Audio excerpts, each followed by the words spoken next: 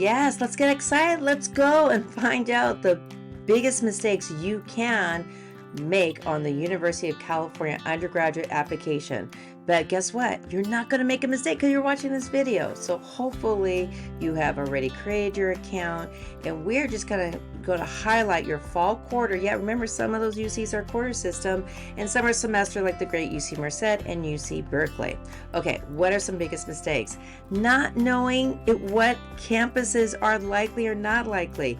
Remember, all the UCs are really competitive because they're internationally ranked, and some of them are just newer than others. So make sure that you look at Merced, Santa Cruz on your list. And if you did put UC San Diego on there, be careful of what colleges you're going to enter ranking. These are where you're going to sleep.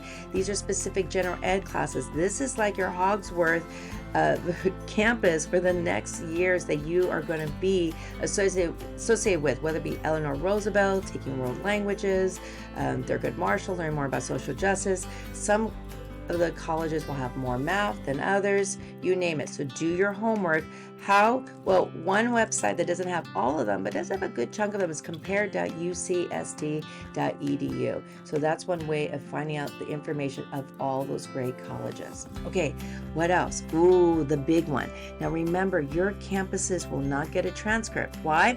They want you to do all the hard work, but okay, no problem. It could be a problem if you're not being careful. Do you have a report card? Do you have from your middle school where you show you have a language other than English? Put it in. Did you do Algebra 1 or higher? Put that math in. But remember, it needs to be Algebra 1 or higher, or world language only, and also only in 7th and 8th grade. Why? That's part of the A to G rule. And then if you attend a school like St. Ignatius that has a specialized curriculum, like, hey, St. Ignatius students, you have to take religious courses, put that in there.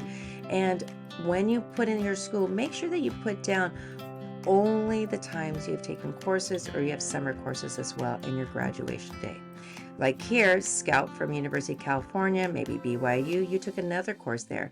You have to indicate that. And when you enter the courses, they'll say, hey, where's your regular school courses? Just say skip for now, and at the very end of the application, say, hey, did you actually take summer courses here? You just put, nope, just summer. And then that's all you need to do. Okay, what is the problem here?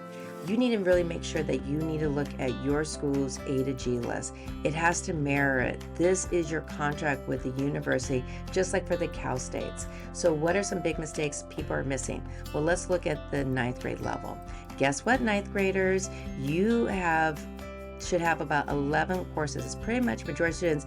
And did you know that if I scroll down all the way to the bottom, let's looky, right? Your introduction to ethics studies, you're only going to put one letter grade and then no for the semester that you will not have that course. But look, your religious studies class 101, there is an abbreviation where it does count for both years. That's why you're going to have 11 semesters. Don't believe me? Well, let's scroll down really quickly here. Remember, they use abbreviations. You're not going to enter the abbreviations. You want to make sure to auto-populate what our A to G list indicates. Why? Because that way the readers, going to be multiple readers reading your application, knows that it is an A to G list. I mean, those are the only courses I approve. This is really in case there's an error that your school has made, or if you're an out-of-state student. That's not you, California students. Okay, so what are some other mistakes that could happen? Well, we did 9th grade. Make sure you want to make sure these things are checked for each category as well, too. So now look here. Religious Studies 201, yes, but notice it's English. Don't write it in. Remember, we're not doing that. And all our visual performing arts class for this school is 1A and 1B, even though you do one semester. I know your transcript only has it as only, let's say, 1A, but that's how it's written on the, yes, you know I'm going to say it, the A to G list. So that is what's telling you what to do. Right here, I put my summer school grades. So you put it down that semester, you put that in there. And then here you continue on. It has to be the exact same title. So you're just checking boxes. You should have 12 semesters in 10th grade and also 12 semesters your junior year. Make sure you've got the honors class if you've taken it. And look, this is how, if I took an outside high school course, it gets entered as well. Then if I keep on going, religion courses. What's the biggest mistake over here? Well, guess what, guys? There are two religious studies 447. So if you're in 447, please help yourself by adding a core class and put it in the first category. That's something that's really key that you want to do on there. Okay, the only other things that you really need to worry about for the A to G list is, hey, if there was an oopsie where your grades were getting better, let them know about that. Took college courses, see your college counselor about that. And this is the biggest mistakes people are not really focusing on.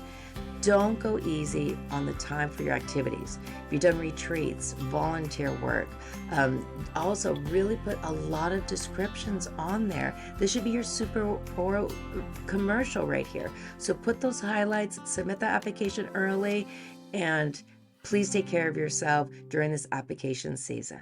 You got this.